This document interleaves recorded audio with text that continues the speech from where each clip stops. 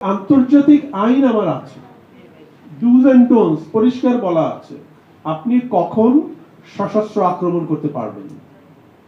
আন্তর্জাতিক আইন আমাদের মানবাধিকার কর্মী সাজ্জাদ ভাই যেটা বললেন, আপনি সীমানায় বেড়া দিতে পারবেন। কোথায় বেড়া দিতে পারবেন? আপনার সীমানা যেখানে শেষ হয়েছে সেখানে আপনি বেড়া দিতে পারবেন, সেটা আপনার জায়গা। আপনার সীমানা এবং আমার সীমানার মাঝখানে যে নোম্যান্স ল্যান্ড আছে, সেই নোম্যান্স ল্যান্ডে আপনি বেড়া দিতে পারেন না, কারণ এই নোম্যান্স ল্যান্ড যে কোনো প্রয়োজনে আমার জনগণ আপনার জনগণ ব্যবহার করতে পারে। তার মানে এই নোম্যান্স ল্যান্ডের যে অংশটাকে আপনার মধ্যে রেখে আপনি বেড়া দিয়েছেন সেটা তো আপনি করতে পারেন না।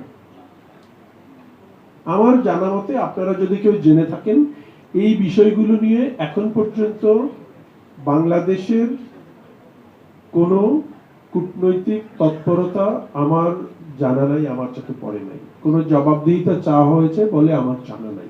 অ্যারিস্টটলের একটা বিখ্যাত উক্তি আছে, দুটো উক্তি। এক হলো যে পলিটিক্স ইজ মাস্টার সায়েন্স, এরপরে উনি বলেছেন everything happens in a political context. দুনিয়ায় রাজনীতি ছাড়া কিছু ঘটছে না।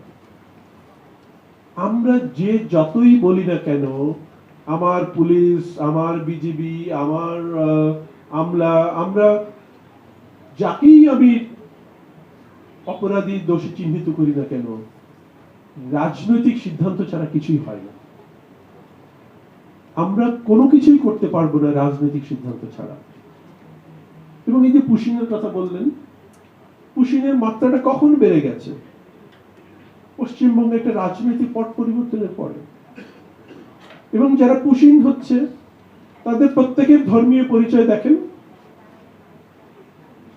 আমরা কি জানি? আমরা জানি যে 65 সালে 47 সালে দেশ বিভাগের পরে মানুষ এপারে ওপারে গেছে।